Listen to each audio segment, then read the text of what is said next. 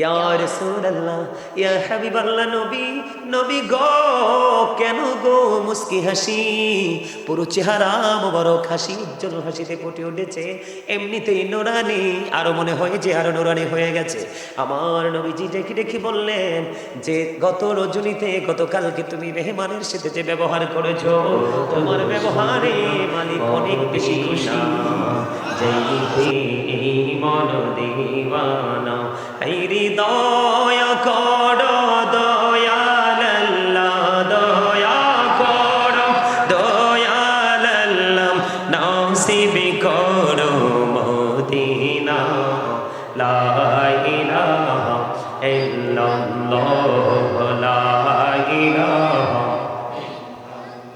হাইরে নামাজে রোজা ছাইরো না, মা বাবাকে ভইল না। হাইরে নামাজে রোজা ছাইরো না, মা বাবাকে ভইল না।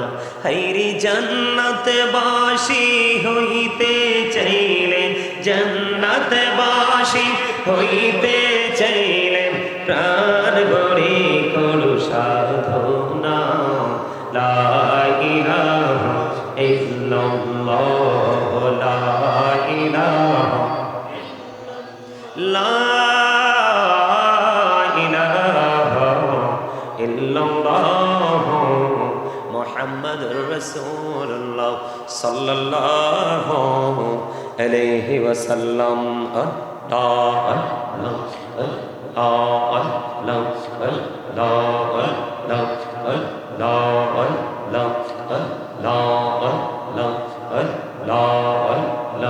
এই নামেতে এই তো মধু, এই নামেতে এই তো মধু, জাহানিনি তো আগে দয়া, জাহানিনি তো আগে। যতই জপি নামটি তোমার, যতই জপি নামটি তোমার, ততই মধুর লাগে দয়া, ততই মধুর লাগে। আল্লাহ আল্লাহ আল্লাহ আল্লাহ আল্লাহ আল্লাহ, মহাপতে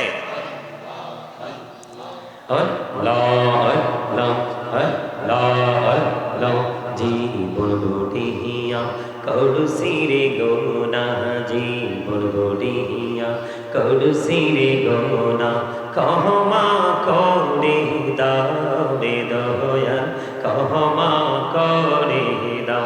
হাইরে গোনা গলে ক্ষমা করিয়া, গোনা গলে ক্ষমা করিয়া, কবুল করে নাও দয়া, কবুল করে নাও।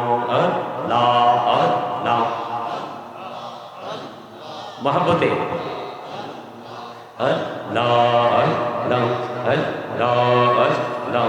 এই রাহত বিহিয়ার মাঝে, এই রাহত বিহিয়ার মাঝে, কিসের করো খেলা, পিছের দিকে চাইয়া দেখো, পিছের দিকে চাইয়া দেখো, ডুবে যায় তোর বেলারে।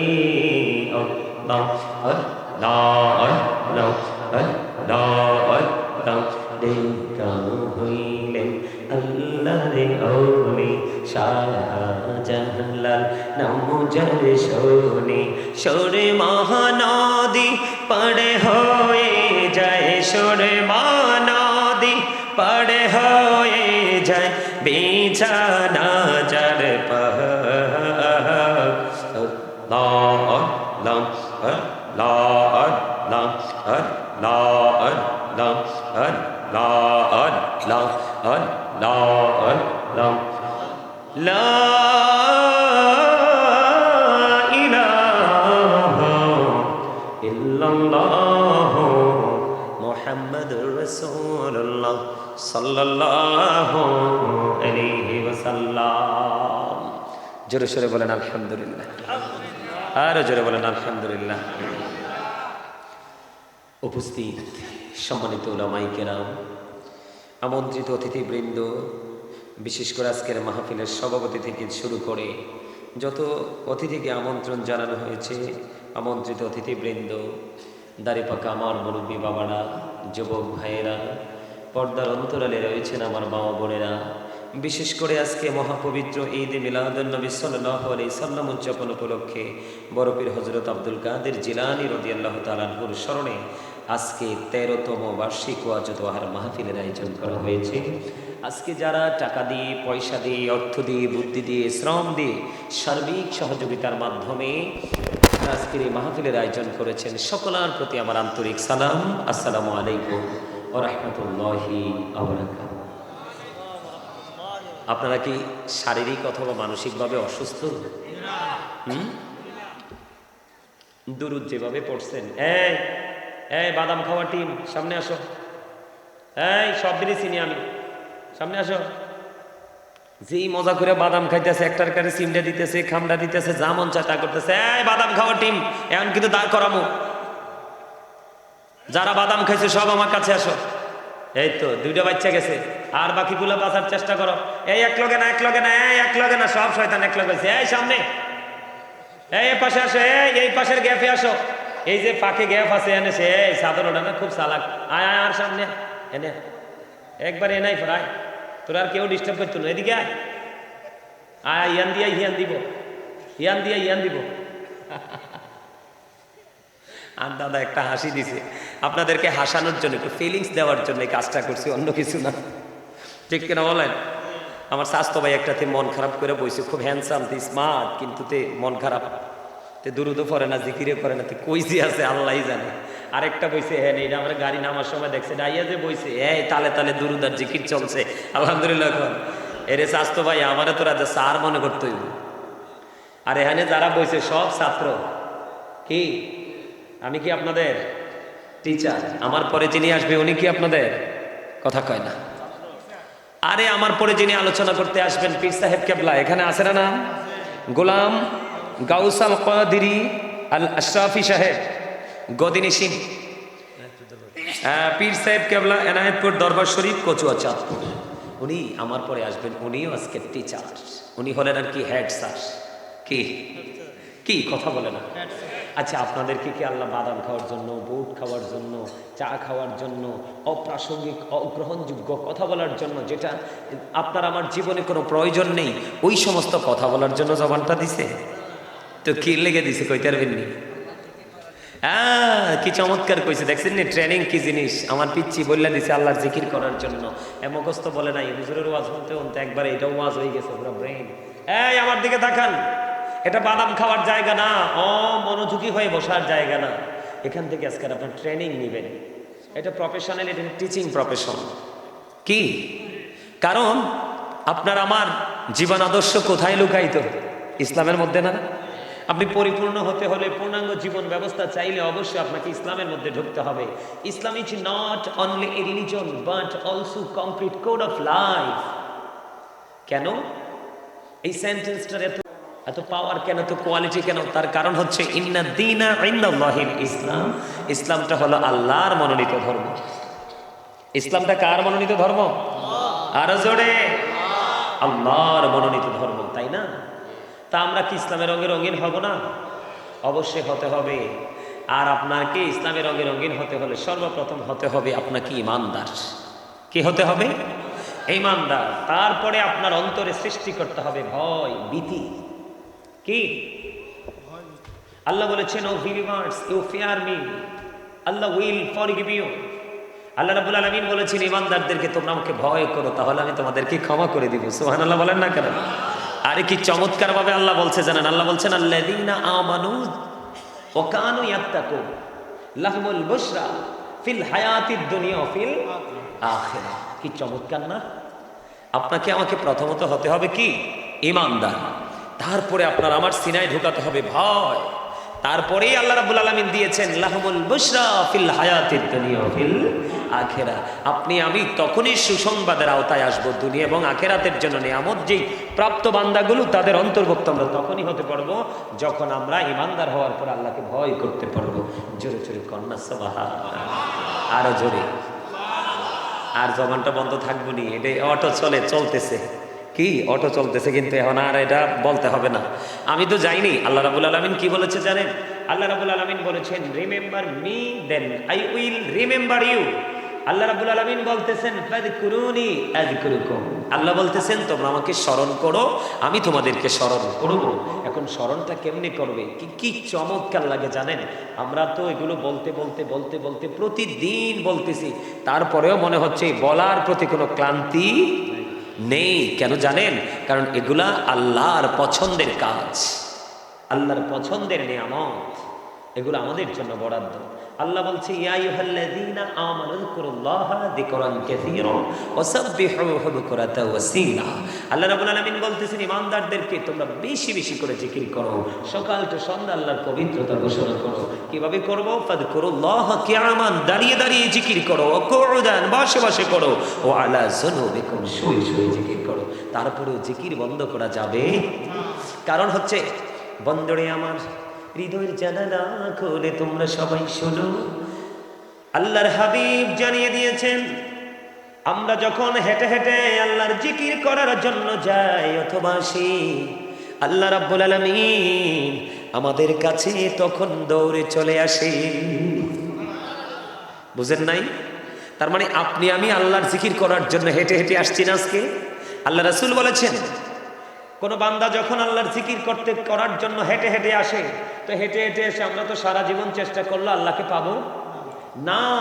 আল্লাহ যদি আমাদেরকে ধরা না দেয়, আল্লাহ রাব্বুল আলামিন কথা দিয়েছেন আপনি হেঁটে হেঁটে আল্লাহর জিকির করতে আসবেন, আল্লাহ আপনার কাছে দৌড়ে আসবে। তার মানে আপনি যত দ্রুত জিকির করতে যাবেন তার চেয়ে দ্রুত আল্লাহ আপনার কাছে এসে ধরা দিবে। তখনই আপনি হতে পারবেন আল্লাহর ওলি। আল্লাহর ওলি হতে হলে কি করতে হবে? জিকির করতে হবে। জিকির শব্দের অর্থ হলো স্মরণ। জিকির হলো আরবি শব্দ, বাংলাতে বলা হয় স্মরণ, ইংলিশে যেটাকে বলা হয় রিমেম্বার।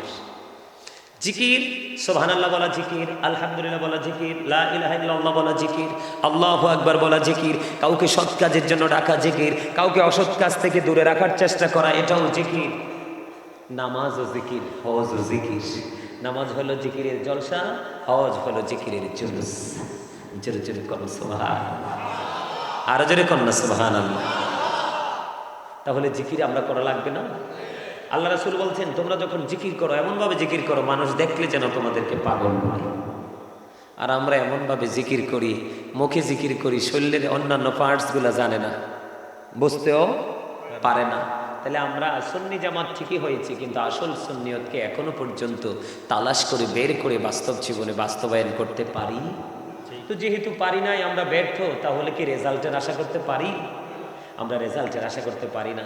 এই জন্য ছোট্ট একটা আয়াত আজকে আমি তেলাওয়াত করেছি। আল্লাহ রাব্বুল আলামিন বলেছেন ওমা আরসালনাকা ইল্লা রাহমাতাল লিল আলামিন। আল্লাহ রাব্বুল আলামিন আল্লাহর প্রিয় হাবিব সরকারে মদিনাকে আপনার আমার জন্য, গোটা সৃষ্টি জগতের জন্য, সমুদ্রের তলদেশে কীট পতঙ্গ মাছের জন্য পর্যন্ত খোদাইত্বের সীমানা যত দূর জোরে আল্লাহ রাব্বুল আলামিন আল্লাহর হাবিবকে তত সীমানা জোরে রহমত হিসেবে পাঠিয়েছেন। তার মধ্যে সবচেয়ে বড় নিয়ামত হচ্ছে আমাদের জন্য। কথা কয় না? কার জন্য? নবীজি আসার পরেই তো বলছে রব্বি হাবলি উম্মতি। কাল হাসরের দিন নবীজি বলবে রব্বি সাল্লিম, আমাদের শান্তি আমাদের নিরাপত্তা শুধু কামনা করবে। সকল নবী নফসি নফসি করবে। একজনের কাছে আসলে আরেকজনকে দেখিয়ে দিবে। এই করতে করতে একজন নবী আরেকজন নবী, এই করতে করতে আপনার আমার প্রাণের নবীকে দেখিয়ে দেওয়া হবে। জোরে জোরে কন্যা সুবহানাল্লাহ। কারণ সেদিন আপনার আমার প্রাণের নবীর হাত মোবারকে থাকবে প্রশংসার ঝান্ডা। সেই প্রশংসার ঝান্ডা হলো মাওলা। জোরে জোরে কন্যা সুবহানাল্লাহ, আরো জোরে কন্যা সুবহানাল্লাহ। আরেকটু মহব্বতে বললে হয় না? সুবহানাল্লাহ তো জিকির। আল্লাহ রাসূল বলেছেন হাদিস শরীফের মধ্যে এসেছে তোমরা যখন জান্নাতের বাগানে আসা যাওয়া করো তখন তোমরা ওখান থেকে ফল খেয়ে নিও। ইয়া রাসূলুল্লাহ, এই ফলটা কি?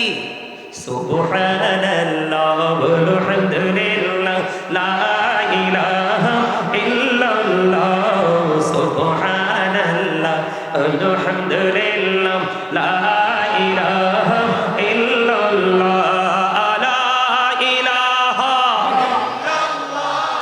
লা ইলাহা ইল্লাল্লাহ আরশ কুরসি লৌহ কলম সৃষ্টি যার ওসিলা নিজে আল্লাহ খুশি হইয়া নাম রাখলেন হাবিবুল্লাহ সুবহানাল্লাহ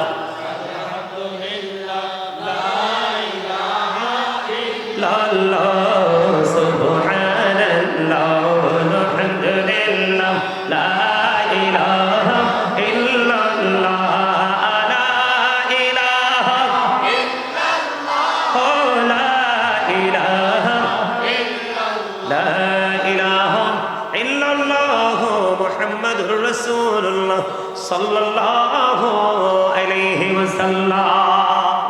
এখনো আপনাদের সুস্থতা ফিরে আসে নাই। আমি তো জাস্ট একটু টাচ করে দেখলাম, একদিকে দাওয়াতরাও দিলাম আর একদিকে একটু ট্রাইও করলাম, ঠিক আছে না? আপনারা কি বলেন, আপনারা কি অ্যাক্টিভ হতে পারছেন? পারেন নাই, ম্যাক্সিমাম লোক দুর্বল। এই আপনি আমি আমরা সবাই ডাবল। কি? একটা হলো দেহ আর একটা হলো আত্মা, একটা হলো বাহিরের মানুষ আর একটা হলো ভিতরের মানুষ। ভিতরের মানুষটাই আসল। যেদিন ভিতরের মানুষটা দেহের সাথে যুক্ত হয়নি সেদিন আপনি আমি মানুষ ছিলাম না। এই ভিতরের মানুষ আত্মাটা যুক্ত হওয়ার কারণে আপনি আমি মানুষ হইছি। আরেকদিন যখন এই দেহ থেকে আত্মাটা আউট হয়ে যাবে সেদিন আপনি আমি মানুষ থাকবো না। আপনার আমার নামের আগে যুক্ত হবে মরহুম। বুঝে নিতে হবে প্রত্যেকটা পার্সন ডাবল পার্সন। বুদ্ধিমান মানুষ প্রতিদিন 2 ধরনের খাবার সঞ্চয় করে। কয় ধরনের? 2 ধরনের। ইমানদার মুমিন মুত্তাকি। আল্লাহ বলেছেন উইদ্দাত লিল মুত্তাকিন, মুত্তাকিনদের জন্য আল্লাহ জান্নাত বরাদ্দ করে রেখেছেন।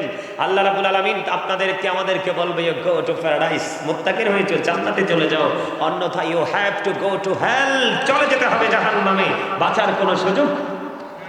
মুমিন প্রতিদিন 2 ধরনের খাবার জোগাড় করে। একটা খাবার হলো পৃথিবীর খাবার। কিসের খাবার?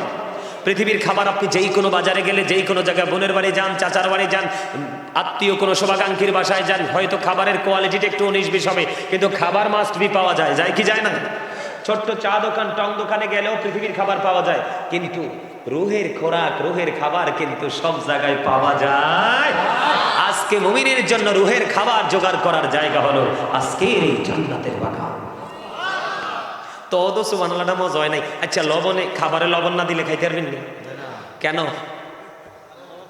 মজা হইতো না। হ্যাঁ, মজা হইতো না। আসল কথা কইছে আর চাচা, মজা না হইলে কি খাওয়া সম্ভব? এই যে দেখেন, এটা আমরা সবাই জানি কি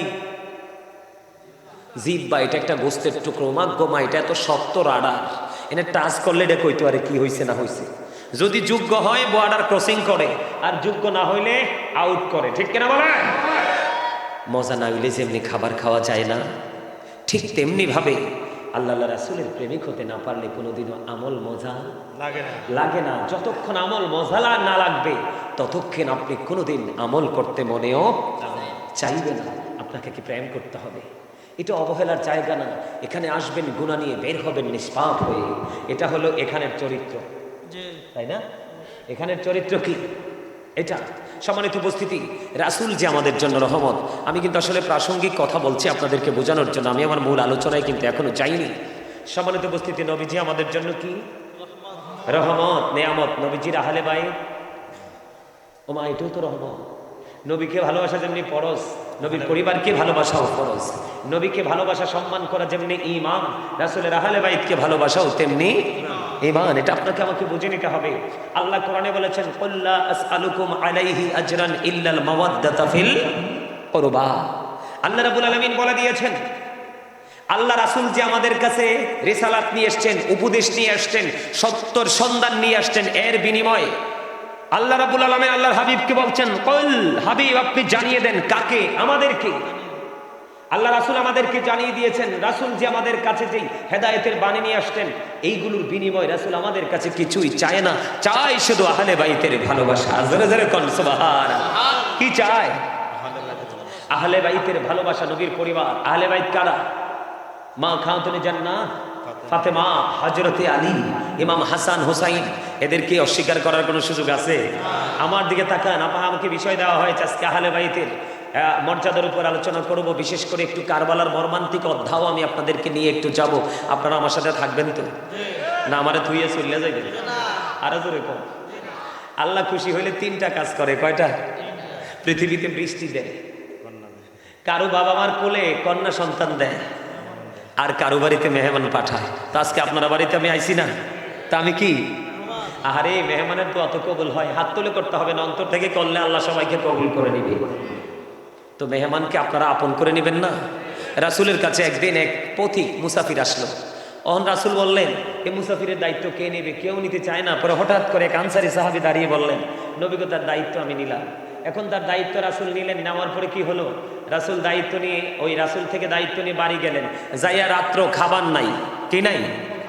খাবার নাই। বিবিকে প্রশ্ন করলো, বিবি ঘরে খাবার আসেনি? কয় আছে, আমাদের বাচ্চাটার খাবার আছে। কয় বাচ্চাটাকে কৌশল করে ঘুম পাড়াই দিও। কি করে দিও? বাচ্চাটাকে কৌশল করে ঘুম পাড়াই দিও। আজকে মেহমান আসছে, বাচ্চাটাকে কৌশল করে প্রদীপ নিবি ঘুম পাড়াই দিল। দেখেন রাসূলের আদর্শ, মানুষকে কিভাবে ভালোবাসতে হয়, সম্মান করতে হয়, তাদেরকে কিভাবে রেসপেক্ট করতে হয়, রাসূল কিভাবে শিক্ষা দিয়েছেন। পরে কি হলো?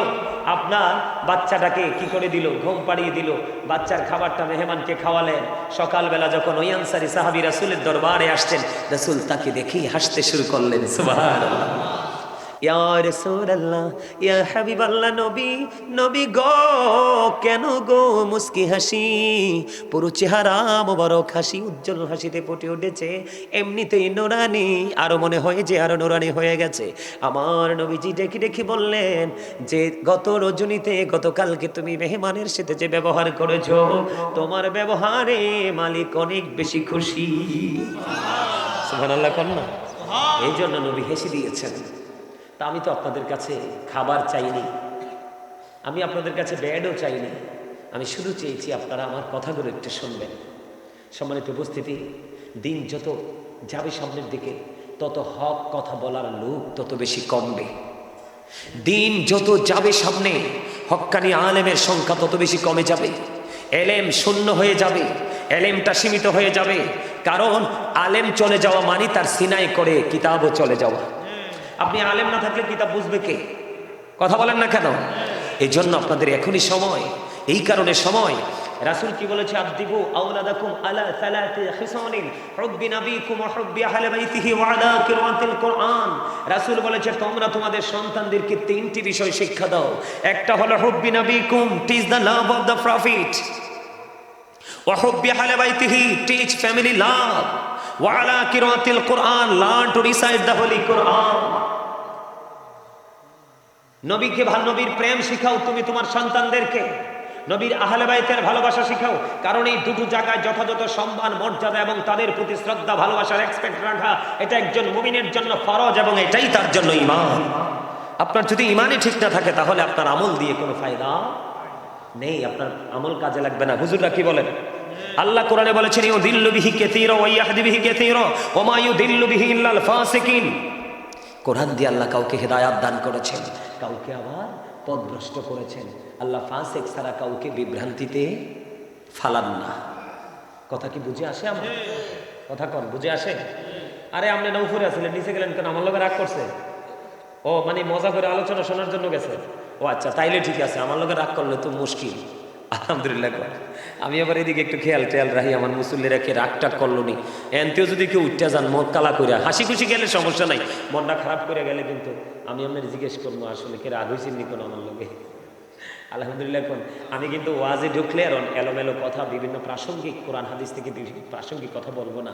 সম্মানিত উপস্থিতি, নবীজি যেমন আমাদের জন্য নেয়ামত, নবীজির আহলে বাইত আমাদের জন্য নেয়ামত। রাসূল বলেছেন, আমি তোমাদের জন্য যা কিছু নিয়ে এসেছি তোমাদের মুক্তির জন্য, শান্তির জন্য, এর বিনিময়ে আমি তোমাদের কাছে কিছু চাই না, আমি চাই শুধু আমার পরিবারের ভালোবাসা। কিন্তু সেই পরিবারকে কি আমরা ভালোবাসতে পারছি?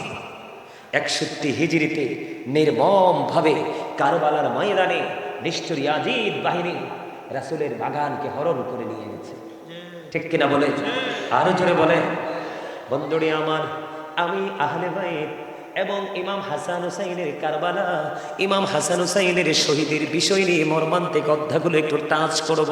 তার আগে আমি আপনাদেরকে একটুখানি শোনাবো তাদের পাওয়ার, তাদের মর্যাদা, তাদের শান আজমত কত বেশি। বন্ধু আপনাদেরকে আমি কেমন করে বোঝাবো? বন্ধু, রাসূল বলেছেন আনা মাদিনাতুল ইলম ওয়া দিওয়ান বাবুহা, আমার নবী জানিয়ে দিয়েছেন I am a city of education, the gate of that city is Ali. আমার রাসূল জানিয়ে দিয়েছেন আমি হলাম শিক্ষার শহর, আর সেই শহরের দরজা হলো আমার আলী। সংক্ষিপ্ত পরিচয় বিস্তারিত পরে করব বন্ধু। ছোট্ট একটা বন্ধু হাদিস শরীফ আপনাদেরকে শুনিয়ে দিলাম, তাহলে রাসূলের একজন সদস্য আহলে বাইতের তার মর্যাদা অনেক কিনা। আমার নবী জানিয়ে দিয়েছেন ইমাম আলী মাকাম হযরতে আলী রাদিয়াল্লাহু তাআলা আনহুর বিবি হলো মা খাতুনে জান্নাত ফাতিমা, যার নাম হলো উম্মে হাবিবা, যিনি প্রাণের নবী যাকে মা বলে রাখতেন। আমি আজকে এই গ্রামের আমার মা বোনদেরকে ডেকে ডেকে বলবো গো, আমার রাসূল জানিয়ে দিয়েছেন ফাতেমা তো সাইয়্যিদাহু নিসাই আহলিল জান্নাহ। আমার রাসূল জানিয়ে দিয়েছেন mother Fatema is the leader of females in জান্নাহ। আমি আমার মা আমার বোনদেরকে বলবো নবীর প্রেমিক, নবীর আহলে বাইতের প্রেমিক যারা গো, তোমাদের জন্য নবীজি খবর জানিয়ে গেছেন যে তোমাদের জান্নাতে সরদারিনী হবে মা খাতুনে জান্নাত ফাতেমা। বন্ধু এই গ্রামের নামটা কি? হ্যাঁ, এটা কোথায় লেখছেন ঠিকানাটা? স্থানটা কোথায়? হ্যাঁ হ্যাঁ, দারাশাহী তুলপাই। দারাশাহী তুলপাই গ্রামের আমার যুবক বন্ধুরা, তোমরা অনেক যুবক এখানে নিশ্চয়ভাবে বসে আছো। আমি তোমাদেরকে চমৎকার একটা মেসেজ দিতে চাই রে। বন্ধু, নবীর ইজ্জত ছিনিয়ে নেওয়া, নবীর ইজ্জতকে ছোট করা, আহলে বাইতের ইজ্জতকে ছোট করা। অনেক মৌলবী তোমাদের সামনে আসবে, অনেক মিষ্টি মিষ্টি কথা বলবে। রাসূল বলেছেন তাদের নামাজ দেখলে তোমাদের কাছে মনে হবে তোমাদের নামাজ হচ্ছে না, তাদের রোজা দেখলে তোমরা মনে করবে তোমাদের রোজা তাদের রোজার কাছে কিছুই না। তাদের কোরআন তেলাওয়াত এত মধুর হবে রে, কিন্তু জিহ্বার হুলকুমের বাইরে যাবে না। বন্ধু, রাসূল বলেছেন ইয়াকুম ও ইয়াহুম লা ইউদিল্লুনাকুম ওয়া লা ইফতিনুনাকুম। রাসূল বলেছেন তোমরা তাদের থেকে দূরে থাকো, তাদেরকেও তোমাদের থেকে দূরে রাখো, কারণ তাদের সাথে মিশলেই তোমরা পথভ্রষ্ট হবে, ফিতনায় পড়বে। তারা যেন তোমাদেরকে পথভ্রষ্ট করতে না পারে, ফিতনায় ফেলতে না পারে। এই জন্য তাদের মিষ্টি কথায় তোমরা কি হইও না, কান দিও না। তারা তোমাদেরকে এমন ভাবে বলবে বন্ধু, আপনাদেরকে বলবো এক লোককে বলেছেন ওই সমস্ত নবীর দুশমনেরা কয় আপনারে দেখতে হযরত ওমরের মতো লাগে। ওমা নাউজুবিল্লাহ কয় না, ওমরের মতো দেখতে লাগে। পৃথিবীতে এমন কোন মানুষ আসেনি। ওই যে ওদের নবীর দুশমন বন্ধু, ওই লোকটা অনেক পাওয়ারফুল, শক্তিশালী। ওই লোকটার কাঁধে ভর করে সমাজের মধ্যে অপপ্রচার প্রপাগান্ডা ছড়াতে পড়বে, কোরআন হাদিস বিদ্বেষ ছড়িয়ে দিতে পারবে। ওই লোক তোমরের কথা বলাতে তিনি খুশি হয়ে গেছেন। এই জন্য বন্ধু তোমাদেরকে বলবো সাবধান হও। দারাশাহী তুলপাই গ্রামের আমার যুবক বন্ধুরা, আমার নবী জানিয়ে দিয়েছেন আল হাসান ওয়াল হুসাইন সাইয়্যিদু শাবাবি আহলিল জান্নাহ। আমার রাসূল জানিয়ে দিয়েছেন বন্ধু ইমাম Hasan and Hussain are the leader of younger people in Jannah. ইমাম হাসান হুসাইন জান্নাতে যুবকদের সরদার লিডার হবে। তাহলে ইমাম হুসাইনের পক্ষে থাকার দরকার আছে না নাই? নবীর পক্ষে থাকার দরকার আছে না নাই? বন্ধু, তাদের চরিত্র ছিল অপূর্ব সুন্দর। বন্ধু, ইমাম হুসাইনের কাছে একদিন এক ভিক্ষুক আসলো। ভিক্ষুক আসার পরে সাহায্যের হাত বাড়িয়ে দিলেন।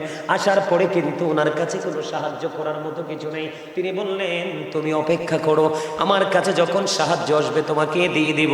ভিক্ষুক সাহায্য প্রার্থী, তিনি ইমাম হুসাইনের দরবারে বসে রইলেন। কিছুক্ষণ পরে আমরা যেটা বলে 5 ব্যাগ টাকা। কয় ব্যাগ? হাদিস শরীফের মধ্যে এসেছে 5 থলে দিনার। কত দিনার? তার মানে আমাদের ভাষায় আপনাদের বোঝার জন্য বলবো 5 ব্যাগ টাকা। আসতে দেরি বন্ধু, একটি টাকা রাখলো না, একটা থলে রাখলো না, সবগুলো ওই সাহায্য প্রার্থীকে দিয়ে দেয়। জোরে জোরে বলুন না সুবহানাল্লাহ। বন্ধু, তোমরা জানো না ইমাম হাসান হুসাইন কত উদার ছিলেন। দুই ভাই একদিন সফরে বের হলো, হঠাৎ করে বন্ধু নজর দিয়ে দেখলেন দাড়ি পাকে এক মুরব্বী দাদু ভাই অজু করতেছে, কিন্তু দুই ভাই দাদুর অজুর দিকে তাকায়া দেখলেন দাদুর অজু তো হয় না। এবার দুই ভাই কি করলেন, সঙ্গে সঙ্গে তারা নামলেন। এক ভাই আর এক ভাইয়ের সাথে বুদ্ধি করে, ভাইজান বুদ্ধি করো না, দাদু তো ভুল করতেছে, দাদুর অজু তো হচ্ছে না, এখন কি করা যায়? ইমাম হাসান হুসাইন দুই ভাই ছিলেন অত্যন্ত বিচক্ষণ। বন্ধুরি আমার, এবারে দুই ভাই দাদুর কাছে চলে গেলেন, গিয়ে দাদুকে সালাম দিলেন, কেমন আছেন, এবং বাড়ি ঘরে সবাই কেমন আছে সদস্য সবাইকে বললেন। বলতে দেরি বন্ধু, বলতে দেরি রে। এবার দাদুকে বলল, দাদু আপনি আমাদের দুই ভাইয়ের দিকে একটু নজর দেন, আমরা দুই ভাই মিলে অজু করব, আপনি বলবেন কার অজুটা বেশি সুন্দর। বন্ধু দুই ভাই মিলে অজু করা শুরু করে দিল, কারণ দাদুর অজুটা শরীয়ত সম্মত হয়নি, রাসূলের দেখানো সিস্টেম পদ্ধতি অনুযায়ী হয়নি। দুই ভাই মিলে বন্ধু অজু করলেন। অজু করতে করতে অজু শেষ হয়ে গেল। দাদুকে প্রশ্ন করা হলো, দাদু গো বলে দাও না কার অজুটা বেশি সুন্দর হয়েছে। এবার ওই বুড়ো দাদু একটা ডাক দিয়ে বলল, দাদু গো কে গো তোমরা, এত সুন্দর মিষ্টি তোমাদের চেহারা, এত নোরানি চেহারা, তোমাদের মুখের ভাষা মনে হয় মধুর চাইতেও মিষ্টি, কে গো তোমরা, কি তোমাদের বংশ পরিচয়? দাদু আমরা তোমরা দুই ভাই মিলে অজু করেছ, তোমাদের দুই ভাইয়ের অজু সুন্দর হয়েছে, কিন্তু আমি দাদুর অজুটাই হয়নি। কে রে তোমাদেরকে সুন্দর অজু শিখালো, কে রে সুন্দর অজু শিখালো? এবার তারা পরিচয় দিল, আমরা পৃথিবীর কোনো সাধারণ মানুষ নই, আমরা হলাম আপনার নবী রাহমাতাল লিল আলামিন। ওই কলিজার টুকরা হযরত আলী এবং ফাতিমা, রাসূলের কলিজার টুকরা হাসান হুসাইন দুই ভাই। জোরে জোরে বলুন না সুবহানাল্লাহ। ও যুবকের দল, তাদের চরিত্র যখন তুমি দেখবা রে, তুমি কোনো দিন তুমি নিজেকে ঠিক রাখতে পারবে না। তারাও তো তোমার মতো যুবক ছিল, তুমি কি করতেছো আর তারা কি করে গেছে একটু চিন্তা ভাবনা করতে হবে। কন্টিনিউ তারা তাহাজ্জুদের নামাজ পড়েছে, কোরআন তেলাওয়াত করেছে, জীবনে কোনো দিন মিথ্যার আশ্রয় নেয়নি। জোরে জোরে বলুন না সুবহানাল্লাহ, আরো জোরে বলুন না সুবহানাল্লাহ। বন্ধু তাদেরকে আল্লাহ রাব্বুল আলামিন কত ভালোবাসে রে। হঠাৎ করে একদিন এই গ্রাম্য লোক, বন্ধু এগুলো কিতাব থেকে সংগ্রহ করা, বানানো নয়, হঠাৎ করে গ্রাম্য লোক মনে মনে নিয়ত করলেন রাসূলের দরবারে একটা হরিণ উপহার দিব। তখন গ্রাম্য লোকটা যেমন ভাবে নিয়ত করলেন ঠিক তেমনি ভাবে তিনি কি করলেন, হরিণের একটা বাচ্চা ধরলেন, বাচ্চা ধরে রাসূলের দরবারে দিলেন। অত্যন্ত সুন্দর, আপনার হরিণের বাচ্চা দেখছেন, দেখছেন তো বন্ধু, অত্যন্ত সুন্দর না, অত্যন্ত মিষ্টি, দেখলেই যেন চক্ষু শীতল হয়ে যায়। হরিণের বাচ্চাগুলো এত সুন্দর, বড়গুলো কিন্তু সুন্দর, তবে বাচ্চাগুলো বেশি সুন্দর। নবীজির দরবারে দিতে দেরি, হযরতে হাসান রাদিয়াল্লাহু তাআলা আনহু দেখে ফেললেন। দেখতে দেরি রে নানা, নানা গো সুন্দর হরিণের বাচ্চা তুমি আমাকে দিয়ে দাও। ও বন্ধু রাসূল দিয়ে দিলেন হাসান রাদিয়াল্লাহু তাআলা আনহুকে। এবার হুসাইন রাদিয়াল্লাহু তাআলা আনহু দেখলেন, নানা গো ভাইয়াকে তো কত সুন্দর একটা মিষ্টি হরিণের বাচ্চা দিয়েছো, আমারও এমন সুন্দর বাচ্চা লাগবে। কিন্তু গ্রাম্য লোক হরিণ আনছে কয়টা? হাসান রাদিয়াল্লাহু তাআলা আনহুকে দিয়ে দিল। বন্ধু যখন ইমাম হুসাইন রাদিয়াল্লাহু তাআলা আনহু যখন চাইলো রে, নবীজির কাছে চাইতে দেরি, নবীজির সামনের দিকে নজর দিয়ে চায়া দেখে একটা ছোট্ট বাচ্চার একটা বড় হরিণী বিদ্যুৎ গতিতে নবীজির দরবারে আসছে। জোরে জোরে বলুন না সুবহানাল্লাহ। বন্ধু নবীজির দরবারে চলে আসলো হরিণী। হরিণী আসার পরে নবীজির দরবারে বন্ধু হরিণী এসে তার জবান খুলে গেল, জবান খুলে গেল, নবীজিকে সালাম দিলেন, ইয়া রাসূলুল্লাহ, ইয়া হাবিবাল্লাহ, নবী নবী গো আপনার দরবারে যে হরিণীর বাচ্চাটা দেওয়া হয়েছে ওই বাচ্চার মা হলাম আমি মা হয়ে আমার আরেকটা বাচ্চা নিজে দিয়ে গেলাম। ইয়া রাসূলুল্লাহ আমার ওই বাচ্চাটাও আপনার কলিজার টুকরা হুসাইনকে দিয়ে আপনি শীতল করে দেন। জোরে জোরে বলুন না সুবহানাল্লাহ। ও ও বন্ধু, তাদের পাওয়ার, তাদের মর্যাদা বন্ধু এত বেশি রে, কোনো দিন বলো বন্ধু বলে শেষ করা যাবে না। ইমাম হুসাইন মনে হয় যেন কুল কিনারায় এক সমুদ্র বন্ধু। ইমাম হুসাইনকে নিয়ে লিখতে গেলে লেখক কাঁদে রে। ও বন্ধু, গোটা পৃথিবীর কলমের কালি শেষ হয়ে যাবে, ইমাম হুসাইনকে নিয়ে লেখে শেষ করা যাবে না। ও বন্ধু, এত মধু, এত নিয়ামত। দুই ভাই মিলে হাতের লেখা লিখলেন। কি লিখলেন? হাতের লেখা লিখলেন। নবীজির কাছে গেলেন, না না গো, বলে দাও না কার হাতের লেখাটা বেশি সুন্দর। নবীজি বললেন, তোমাদের বাবার কাছে চলে যাও। নবীজি ফয়সালা দিলেন না, এবার চলে গেলেন হযরত আলীর কাছে। বাবা, বাবা গো, দুই ভাই মিলে হাতের লেখা লিখেছি, বলে দাও না কার লেখা বেশি সুন্দর। আলী বললেন, বাবা তোমাদের মায়ের কাছে চলে যাও গো। এবার মা খাতুন জান্নাত ফাতেমার কাছে চলে গেল। চলে যাইতে দেরি রে। ও বন্ধু, যাওয়ার পরে বললেন, মা, মা গো, দুই ভাই মিলে হাতের লেখা লিখলাম। কি করলাম? দুই ভাই মিলে হাতের লেখা লিখেছি, বলে দাও না কার হাতের লেখাটা বেশি সুন্দর। এবার এই কথা বলার পরে মা খাতুন জান্নাত বললেন, বাবা আমার কাছে 60টা মতি আছে। কয়টা? এদিকে তাকান, কয়টা মতি? 60টা মতি আছে। মা খাতুন জান্নাত ফাতেমা ডাক দিয়ে বললেন, আমি তোমাদের সামনে একটা একটা করে মতি নিক্ষেপ করব, তোমরা যে বেশি কুড়াতে পারবা তার লেখা বেশি সুন্দর বলে গণ্য হবে। এই কথা বলার পরে বন্ধু, মা খাতুন জান্নাত ফাতেমা একটা একটা করে মতি নিক্ষেপ করতে শুরু করলো। একটা একটা করে মতি নিক্ষেপ করতে করতে করতে করতে বন্ধু, দুই ভাই মিলে তিনটা করে 6টা কুড়ালেন। কয়টা? তিনটা করে 6টা কুড়ালেন। আর আছে কয়টা? একটা। বন্ধু, আরেকটা মতি নিক্ষেপ করার আগে রে সঙ্গে সঙ্গে আল্লাহ রাব্বুল আলামিন জিবরাইলকে একটা ডাক দিলেন। জিবরাইল জলদি করে যা রে ফাতেমার দরজায়। ফাতেমা যখন একটা মতি নিক্ষেপ করবে রে, তখন তুমি একটা মতিকে 2 ভাগ করে 2 ভাইয়ের ভাগে দিয়ে দিও। যেমন কথা বন্ধু, এতক্ষণ মা ফাতেমা একটা করে মতি নিক্ষেপ করে আস্তে আস্তে করে 2 ভাই তিনটা করে 6টা করিয়ে নিল। মা ফাতেমা নিক্ষেপ করতে দেরি রে, সঙ্গে সঙ্গে বন্ধু মুঠিটা 2টা টুকরা হয়ে গেল। 2 ভাই অর্ধেক করে করিয়ে নিল।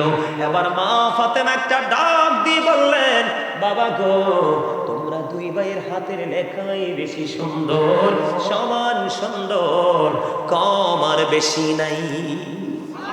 জোরে জোরে বলেন না সুবহানাল্লাহ। তাহলে তাদেরকে আল্লাহ ভালোবাসে কি বাসে না? কথা বলেন না কেন? ইসমাইল আলাইহিস সালামের পায়ের গোড়ালিতে যদি জমজম হতে পারে, ইসমাইল আলাইহিস সালামের চাইতে দাম ইমাম হুসাইনের কম না বেশি? কথা বলেন না কেন? তাহলে 61 হিজরিতে কারবালা হলো। ইমাম হুসাইন যদি চাইতো কারবালাকে বন্যা হতে পারতো না। বন্ধু, ইমাম হুসাইন কিছু চাইনি রে, এটা ইমানদার নবী প্রেমিকের জন্য একটা শিক্ষার জায়গা রেখে গেছে। কথা বলেন না কেন? তুমি দুঃখ পেলেও, যন্ত্রণা পেলেও, শত্রুর সামনে মোকাবেলা করতে গেলেও তুমি কখনোই পিছপা হইও না। সত্যকে বিজয়ী করার জন্য শেষ পর্যন্ত তোমাকে দাঁড়ায়া থাকতে হবে। বন্ধুরে আমার, 61 হিজরিতে কারবালা হয়েছে।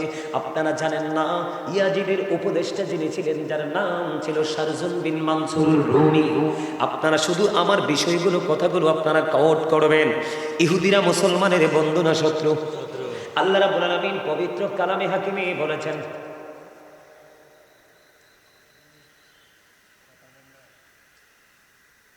আপনারা তো বুঝিনি না এটা জায়গাটা কি। এই বাগানটা আপনাদের এলাকার ক্ষেত, আঞ্চলিক ভাষায় কইলাম কি ক্ষেত। এই যে জমি, এই যে নোংরা পাতা কোটা কত কিছু পড়ে রয়েছে, ওই যেদিকে মোত্তাকের ঝোপ মনে হয়, সব কিছু না তো আমাদের জীবনে এগুলো লাগে তো, এমন তো না যে লাগে না। এটা আপনাদের এলাকার জমি, কিন্তু আজকে এটা জান্নাতের বাগান। আগামী কালকেও যখন আসবেন এখানে আসলে কোনো বেনিফিট নাই। আমি চলে যাওয়ার পরে, মাহফিল শেষ হওয়ার পরে যখন সামিয়ানা খুলে ফেলবে, এরপরে আসলেও বেনিফিট। এটার দাম বাড়ছে কেন জানেন?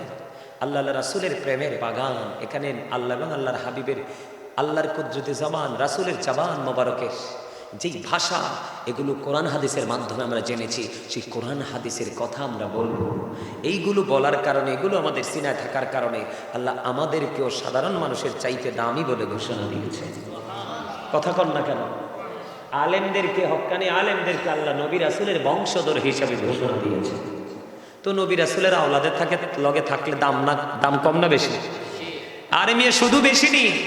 আল্লাহ রাব্বুল আলামিন বলতেছেন, join with my dear people, come to my paradise. আল্লাহ বলতেছেন, ফাদখুলি ফি ইবাদি ওয়াদখুলি জান্নাতি।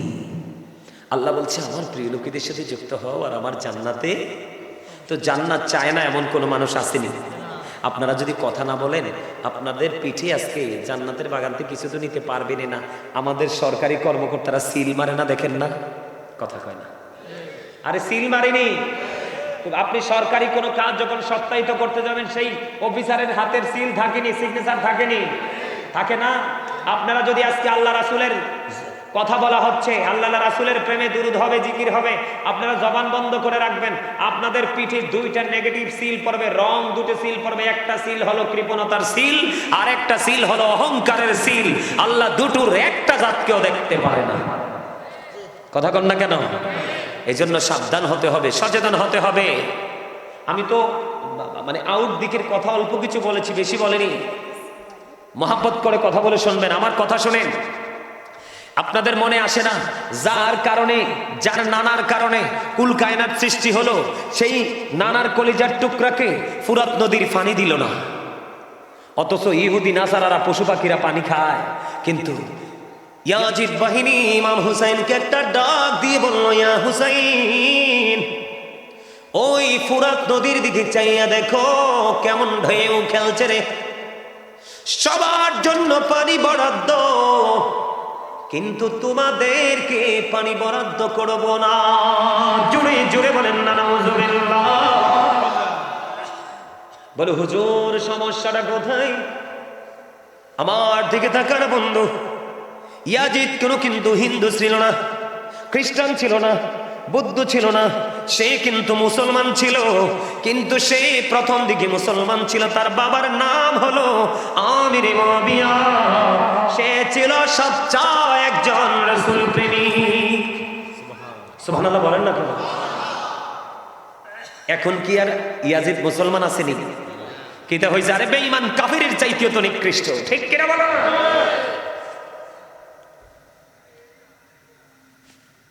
বন্ধুরে আমার, মন দিয়ে শোনেন, ইয়াজিদের চরিত্রটা কেমন ছিল। ইয়াজিদের পক্ষের লোক কিন্তু আছে এখন আমাদের দেশে, আছে না নাই? আমি নিজে শুনছি বন্ধু, নামের আগেই পিসাব বলে। হাজার হাজার মানুষের সামনে কারবালার বসে বন্ধু ইমাম হুসাইনকে নিয়ে কোনো প্রশংসা করেনি। আমি নিজের কানে শুনেছি প্রশংসা করতেছে। ইয়াজিদ নাকি কোরআনে হাফেজ ছিল এবং প্রতিদিন নাকি 100 রাকাত নামাজ পড়তো। আরে নাউজুবিল্লাহ বলেন না। আপনি হাফেজ হয়ে লাভ হইব কি? আপনি 100 না 1000 রাকাত নামাজ প্রতিদিন পড়লে লাভ হইব কি? আপনার তো ইমানে নাই। কথা বলেন না কেন?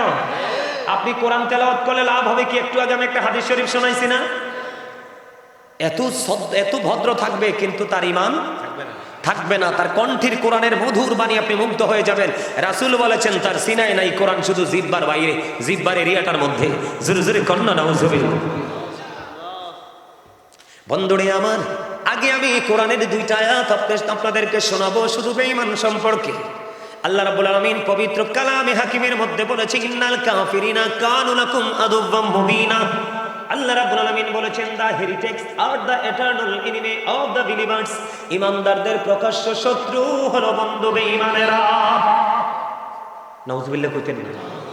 এখন বেঈমান সম্পর্কে আল্লাহ আরো বলেছেন, উইদ্দাত লিল কাফিরিন, তাদের আরেক নাম হলো তারা কাফের। আল্লাহ কাফেরদের জন্য বরাদ্দ করে রেখেছে, অনন্তকাল তারা থাকবে জাহান্নামে, যে বর্ণনা দিয়ে শেষ করা যাবে না। ও বন্ধু, এইরকম একজন লোক ছিল ইয়াজিদের উপদেষ্টা, যার নাম ছিল বন্ধু শারজুম বিন মানসুর রুমি, যিনি ছিলেন একজন ইহুদি। আপনারা এখন দেখেন ইসরায়েল আর ফিলিস্তিনের দিকে নজর দিয়ে দেখেন বন্ধু, কোন কুকুর কেমনে কামড়ায় না। ঠিক কিনা বলেন? কোন কুকুর এমনি ভাবে আর একটা কুকুরের সামনে থেকে খাবার ছিনিয়ে নেয় না, যেমন ভাবে বন্ধু ফিলিস্তিনের নারী এবং ছোট ছোট অবলা শিশুদের উপর নির্যাতন চালিয়ে চালিয়ে বন্ধু তাদেরকে মেরে ফেলছে। কিন্তু ইহুদিরা জানে না আমার মাওলার শক্তি হলো বড় শক্তি। যেদিন আল্লাহ বলবে কোন ফিনিশ হয়ে যাও, ফায়াকুন সঙ্গে সঙ্গে হয়ে যাবে। তার কারণ হলো আল্লাহু খায়রুল মাকিরিন। শ্রেষ্ঠ ক্ষমতার মালিককে আল্লাহ, শ্রেষ্ঠ কৌশলের মালিককে আল্লাহ। আল্লাহ ছাড় দেয়, ছেড়ে দেয় না। ঠিক তেমনি ভাবে ওই ইয়াজিদ বাহিনীকে যিনি উপদেশ দিয়েছিলেন, আজকে বন্ধু লজ্জা লাগলো আরবের একটা কান্ট্রিতে দেখলাম বাংলাদেশের নরেন্দ্র মোদী, ভারতের নরেন্দ্র মোদী সেই বিশাল আরব কান্ট্রিতে বিশাল বন্ধু মন্দির উদ্বোধন করছে। দেখবেন আপনারা ইন্টারন্যাশনাল মিডিয়াগুলোতে বন্ধু এসেছে। ইহুদিরা কিন্তু চক্রান্ত করছে মুসলমানকে কি করার জন্য, গায়েল করার জন্য। মুসলমানের সংখ্যা কিন্তু আগের তুলনায় অনেক বেড়ে গেছে বন্ধু, কথা বলেন না কেন? এটা কিন্তু আমাদের জন্য বিশাল বিজয়ের এক সম্ভাবনা। এখন দেখবেন টিভি খুললে বিভিন্ন ইউরোপ কান্ট্রিতে বন্ধু, বিভিন্ন ইউরোপ কান্ট্রিতে উন্নত দেশগুলোর মধ্যে মেয়েদেরকে মহিলাদেরকে বন্ধু প্রণোদনা দিচ্ছে। তুমি যদি এতটা বাচ্চা প্রসব করতে পারো, একটা বাচ্চা প্রসব করলে রাষ্ট্রীয় সুবিধাগুলো ভোগ করবা। তাদের এই বাচ্চা প্রসব মূল টার্গেট নয়, তাদের মূল টার্গেট হলো মুসলমানের জনগোষ্ঠীকে ওভারটেক করে, তাদের জনগোষ্ঠী বৃদ্ধি করে মুসলমানের সবচেয়ে বড় শক্তিকে ধ্বংস করা। বিজয়ী কি তারা হতে পারবে? আপনাদেরকে বলি বন্ধুরে আমার 557 সনের খবর এখান থেকে আবার শুরু করব। টাইম আছে? ওয়াজ চললে সমস্যা নাই তো? আপনারা কোনো বিরক্ত হবেননি? আমার কিন্তু যদিও প্যান্ডেল টাইসা সত্যি আমার পছন্দ হয় নাই, অহংকার করে কই নেই। আমার এই পাগলার ফোন ভাইয়া আমি মনে হচ্ছে একটা মোটা সোটা বড় একটা প্রোগ্রাম হইব না, ইয়ে দিয়ে একবারে শুরু আমারে কইতেছে হুজুর টেনশন করেন না, সব প্রেমিক। সুবহানাল্লাহ কোন না? আমারে কিন্তু আইতে আইতে কইছে হুজুর মন খারাপ করে না, 99% প্রেমিক। কার প্রেমিক? রাসূল প্রেমিক। কারণ রাসূল প্রেমই হলো ঈমান। আলা আলা ঈমান আল ঈমান লা মুহাব্বাতা লা। নবীর প্রেম নাই তো কিচ্ছু নাই। আপনি দেখেন নবী ছাড়া কি কোরআন বুঝতে পারা সম্ভব? হাদিস বোঝা সম্ভব? নামাজ সম্ভব? রোজা সম্ভব? কোনো কিছু সম্ভব না। আপনার মিজানের পাল্লার জন্য যেই পুঁজি প্রয়োজন, প্রত্যেকটা পুঁজি আপনি নিতে হলে রাসূলকে প্রয়োজন, মাস্ট বি। ঠিক করে বলায় আর জোরে। আরে কি মনে করছেন রাসূল কয় I am from the light of Allah and everything has been created from my light. আমি আল্লাহর নূর থেকে সৃষ্টির সব, আমি নবীর নূর মুবারক থেকে। সুবহানাল্লাহ কোন না?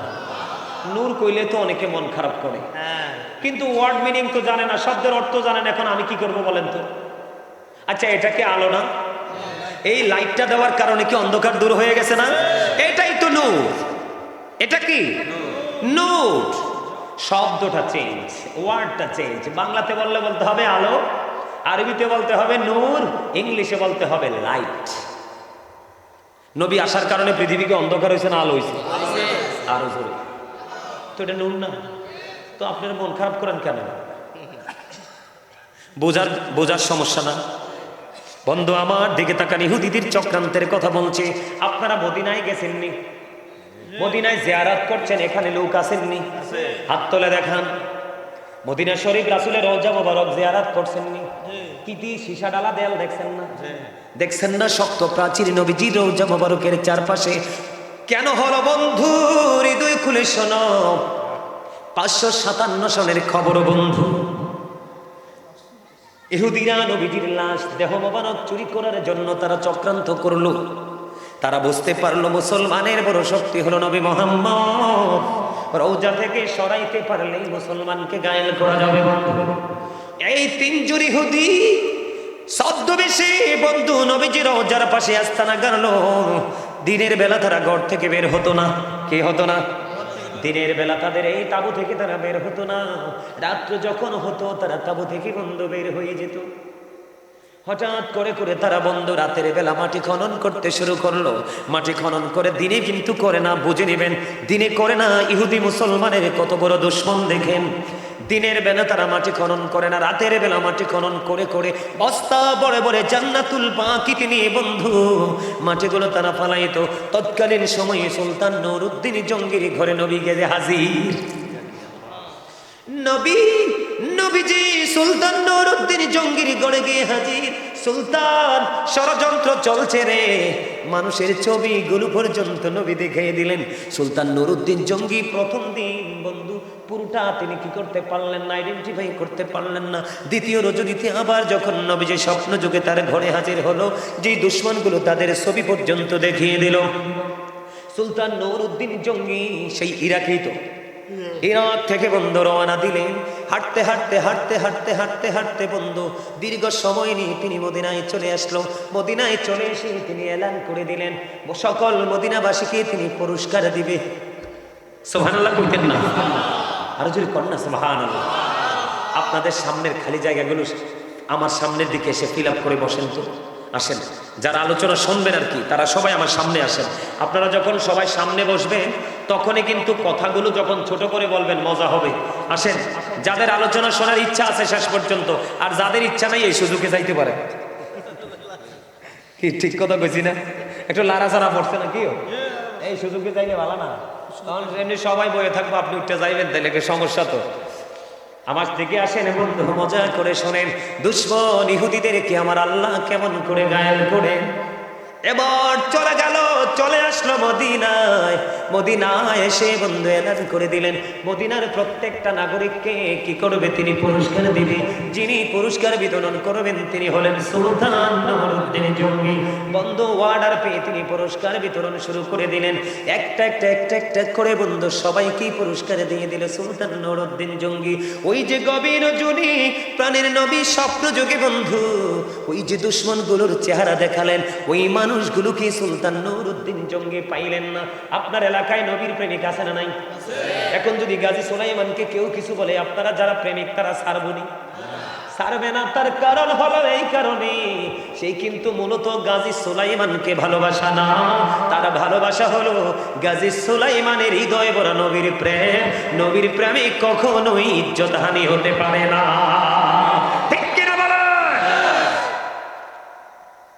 এবার বন্ধু সুলতান নুরউদ্দিন জঙ্গি প্রশ্ন করলেন, আর কি কোনো লোক পুরস্কার থেকে দূরে আছে কিনা? আমার পুরস্কার পাইনি এমন কোন লোক আসেনি? কই হুজুর আছে গো। কয় কোথায় রে? কয় তারা হলো অত্যন্ত ভদ্র মানুষ। নাউজুবিল্লাহ কন্যা। কেমন শয়তান দেখেন? কয় তারা অত্যন্ত জেন্টেল ভিআইপি পারসন। কয় কেমন ভিআইপি? কয় তারা দিনের বেলা বের হয় না, তারা সারা দিন আল্লাহর ইবাদতে থাকে। কয় ইতিহাসে একটা নজিরবিহীন ঘটনা আছে, সেটা হলো বাংলাদেশের ইতিহাসে এই পর্যন্ত কোন নবীর প্রেমিকের সাথে বাহাস করে কোন বাতিল জিততে পারে নাই। কথা বলেন না কেন? আপনারা অনলাইন ঘেটে দেখবেন ইদানিং যে বাহাসগুলো হয়েছে কি নজিরবিহীন পরাজয় হয়েছে। কারণ নবীর প্রেম হলো ইমান, ইমানের শক্তি হলো একজন ইমানদারের সবচেয়ে বড় পুঁজি। কথা কন না কেন? বন্ধুরে আমার 700 সাহাবীকে অতর্কিতভাবে হত্যা করেছে। 63 হিজরিতে 1000-এরও বেশি মহিলাকে ধর্ষণ করেছে বন্ধু। তারা অবৈধ সন্তান প্রসব করতে বাধ্য হয়েছে বন্ধু। তৎকালীন সময়ে পবিত্র ভূমির রে 10,000-এরও বেশি মানুষকে অতর্কিতভাবে তারা হত্যা করেছে। তারপরেও কি বলবেন? ইয়াজিদ বাহিনী কথা বলা যাবে না। এদের লোভই ছিল শুধু পৃথিবীর লোভ লালসা। জোরে জোরে বলেন না নাউজুবিল্লাহ। বন্ধুরে আমার দেখতে দেখতে দেখতে দেখতে বন্ধু আমার নবীজি চলে যাওয়ার আগে পৃথিবী থেকে উম্মে সালমা রাদিয়াল্লাহু তাআলা আনহাকে কিছু মাটি দিলেন। সালমারে মাটিগুলো তুমি যত্ন করে রেখে দাও। সালমা এই মাটিগুলো যেদিন দেখবা রক্তে লাল লাল হয়ে গেছে রে, সেই দিনই মনে করবা আমার কলিজার টুকরা শহীদ হয়ে গেছে। বন্ধু 61 হিজরি মুহররম মাসের 10 তারিখ দুপুর বেলা উম্মে সালমা রাদিয়াল্লাহু তাআলা আনহা তিনি চাইয়া দেখলেন নবীজি ধুলাবালিতে ধূসর হয়ে আছে। নবীজির হাতের মধ্যে বোতল ভর্তি রক্ত দেখা যায়। ও বন্ধু, ওই যে নবীজি মাটিগুলো দিয়েছিলেন সংরক্ষণ করে রেখেছে, সংরক্ষণ করো মাটিগুলো চাইয়া দেখলেন তাজা রক্তে লাল হয়ে গেছে। জোরে জোরে বলুন না আল্লাহু আকবার। বন্ধু মানা যায় না রে, ইমাম হুসাইন রাদিয়াল্লাহু তাআলা আনহুর দুঃখ কষ্ট সহ্য করা যায় না।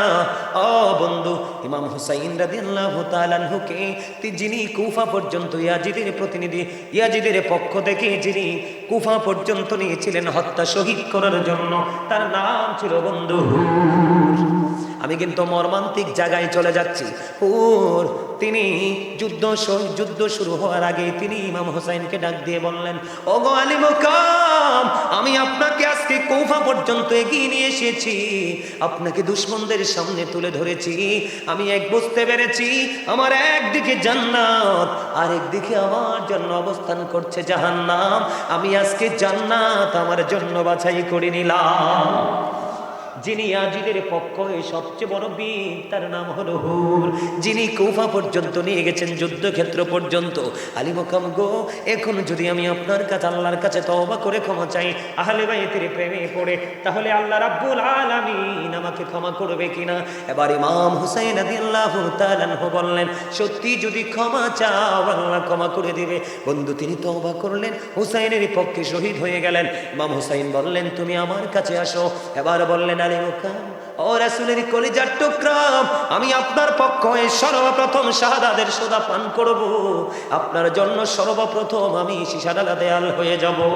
আমি আপনার কদমে জীবিত ফিরব না, শহীদ হয়ে আমি আপনার কদমে আসব। আহলে বাইতের প্রেমী সর্বশেষ মুহূর্ত, একেবারে যুদ্ধ শুরু, তার পূর্বক্ষণে কি হয়ে গেলেন? জান্নাতি হয়ে গেলেন। বন্ধু, ধীরে ধীরে ধীরে ধীরে একক যুদ্ধ শুরু। হযরত আলী আকবর বন্ধু তিনি কি করলেন? ইমাম হুসাইন রাদিয়াল্লাহু তাআলা আনহুর কাছে সাহায্য চাইলেন, অনুমতি চাইলেন, অনুমতি ওনাকে দেওয়া হলো। হযরত আলী আকবর যুদ্ধের ময়দানে চলে গেল।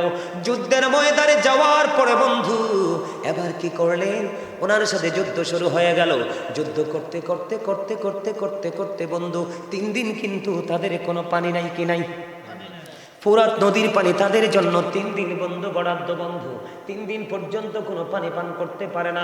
3 দিন পানি ছাড়া থাকা যায়নি। বন্ধু অনেক আশেপাশে অনেক ডাইনি ভাবে অনেক কথা আছে রে, শুধু নির্মমতাটা শুধু আপনাদেরকে বলছি। আলী আকবর গেলেন, যুদ্ধ করতে করতে দৌড়ে চলে আসলেন। আইসা ইমাম হুসাইন রাদিয়াল্লাহু তাআলা আনহুকে একটা ডাক দিলেন, ডাক দিয়া বললেন, বাবা বাবা গো, আমাকে একটু পানি দাও না, আমি ওই ইয়াজিদ বাহিনীর উপর হায়দারি আক্রমণ চালাবো। এবার ইমাম হুসাইন জিব্বা শুষ্ক, জিব্বাটা বের করে দিল, ডাক দিয়ে বলতেছেন, বাবা গো, আমার কাছে পানি নাই রে, আমি কেমন করে তোমাকে পানি দিব গো বাবা? আমার যখন পানির তৃষ্ণা লাগতো, আমি আমার কলিজার টুকরা নানার কাছে যাইতাম। আমার নানার জিব্বা মোবারক যখন বের করে দিত, আমি জিব্বা চষে চষে আমার পানির তৃষ্ণা মিটাতাম। বাবা গো, জিব্বাটা বের করে দিলাম গো, আমার জিব্বাটা তুমি চষে নাও। এই শুষ্ক জিব্বাটা চষলেন বন্ধু, চষতে চষতে চষতে চষতে এখান থেকে বের হয়ে চলে গেলেন আবার যুদ্ধের ময়দানে। যুদ্ধের ময়দানে যুদ্ধ চলতেছে, হঠাৎ করে বন্ধু বাবা বলে একটা চিৎকার করলেন। চিৎকার করতে দেরি যাইয়া দেখলেন আলী আকবরের বুকে তীর বিঁধল গো। ও বন্ধু, আলী আকবর মাটিতে লুটিয়ে পড়লো। যখন হযরত হুসাইন রাদিয়াল্লাহু তাআলা আনহু তীরটা খুলল, রক্তের বন্যা বন্ধু বইতে শুরু করলো। জোরে জোরে বলেন না নাউজুবিল্লাহ। যুদ্ধের ময়দানে যুদ্ধ চলতে চলতে তিনি শাহাদাত বরণ করলেন। ওনার এই পবিত্র দেহ নিয়ে তাঁবুর কাছে চলে গেলেন। বন্ধু এরপরে এখান থেকে শুরু শেষ হয়ে গেল। তারপরে হাসান রাদিয়াল্লাহু তাআলা আনহুর শাহজাদা হযরত কাসেম রাদিয়াল্লাহু তাআলা আনহু চলে গেলেন।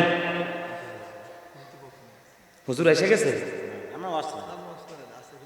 হুজুর আবার বিরক্ত হইব নাকি? মানুষ। আচ্ছা, আমি বিষয়টা শেষ করি। হ্যাঁ, জাস্ট পীর সাহেব কেবল আসবে, আপনাদের মোনাজাত দিবে, তারপরে আজকের মাহফিল শেষ হবে। আপনারা বিরক্ত হবেন না, আমি একটু গোছাই একটু আলোচনাটা। শুধু আমি আপনাদের কাছে তুলে ধরছি বিভিন্ন পয়েন্টগুলো, নির্মমতাটা কতটা নির্মম ছিলেন, তারা কতটা নিষ্ঠুর ছিলেন। পানি তো বরাদ্দ বন্ধ, পানি কি? তারপরেও কিন্তু সত্য মিথ্যার লড়াইয়ে রাসূলের আহলে বাইত কলিজার টুকরা পিছপা হয়নি। ঠিক কিনা বলেন? আরো জোরে বলেন না। ইমাম হুসাইন কিন্তু কারবালাতে আসার পরে ওনাকে কিন্তু এখান থেকে ফিরে যাওয়ার জন্য চিঠি দেওয়া হয়েছিল, উনি কিন্তু ফিরে যায় নাই। ঠিক কিনা বলেন? ইমাম হুসাইন কিন্তু এমনি এমনি কুফায় আসেনি, ওনাকে কিন্তু 150 চিঠি দিয়ে আনা হয়েছে। কয়শো চিঠি? 150 চিঠি দেওয়া হয়েছিল আনার জন্য। বন্ধু হযরত কাসিম রাদিয়াল্লাহু তাআলা আনহু যুদ্ধের অনুমতি নিয়ে বন্ধু যুদ্ধ করতে গেল। যুদ্ধ করতে করতে করতে করতে বন্ধু শাহাদাত বরণ করলো। ইন্না লিল্লাহি ওয়া ইন্না ইলাইহি রাজিউন। এবার বন্ধু তিনি কি করলেন? যুদ্ধের ময়দানে যখন বন্ধু শাহাদাত বরণ করলো, ডাক দিলেন, চাচা দুর্বল হয়ে গেছে।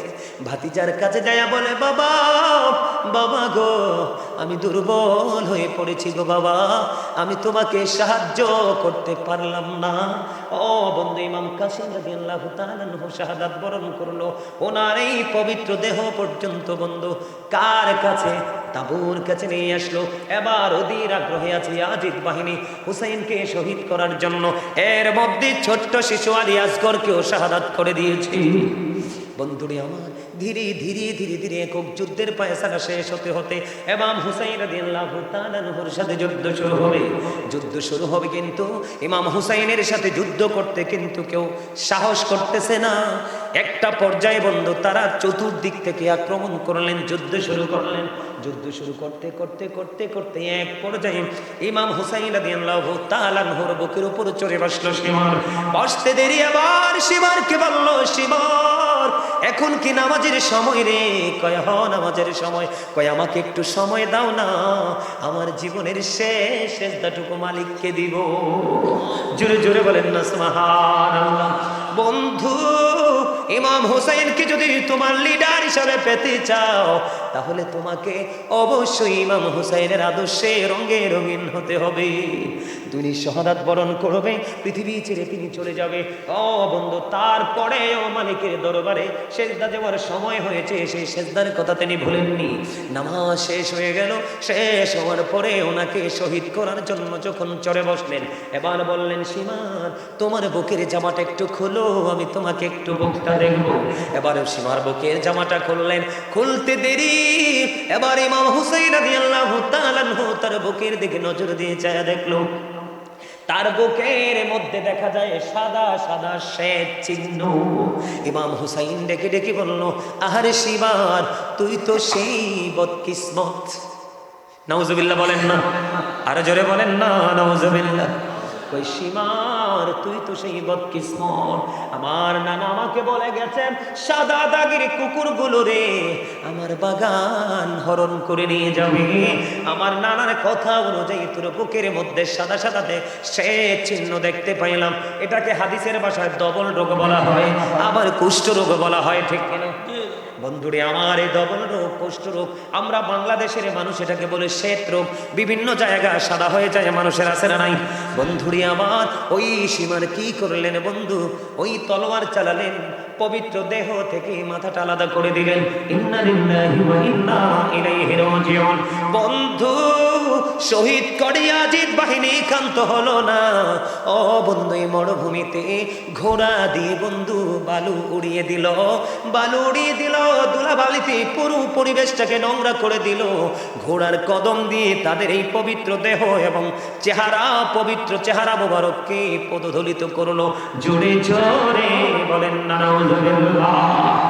আসলে মূলত ঘটনাটা ঘটেছে ইয়াজিদের কাছ থেকে পুরস্কারের জন্য, কিন্তু ইয়াজিদ কখনোই পুরস্কার দিবে না, ঠিক কিনা বলেন?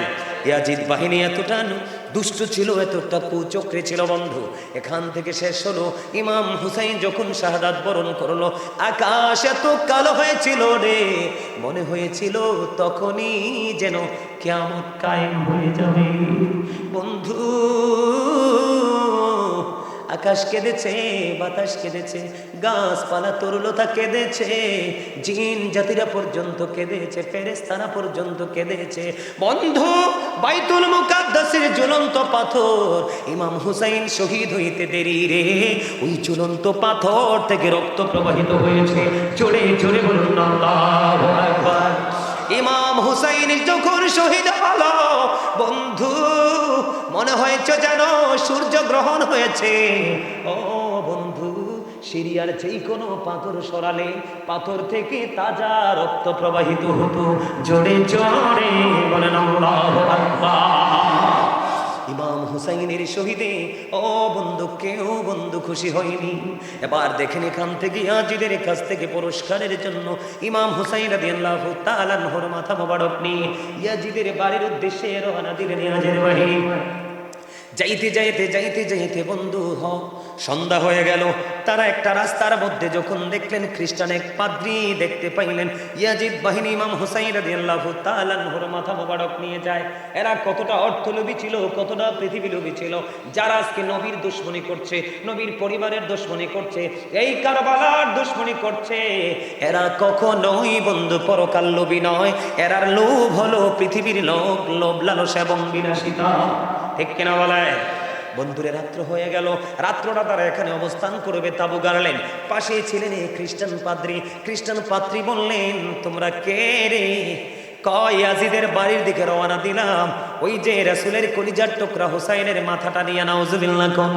এবার ওই খ্রিস্টান পাদ্রী ইমাম হুসাইনকে কেমন ভালোবাসতেন, এবার তাদেরকে বললেন, তোমরা শুধু আজকের এই রাত্রের জন্য হুসাইনের মাথাটা আমার দিবা, তার বিনিময়ে তোমাদেরকে আমি দিব 10,000 দিরহাম।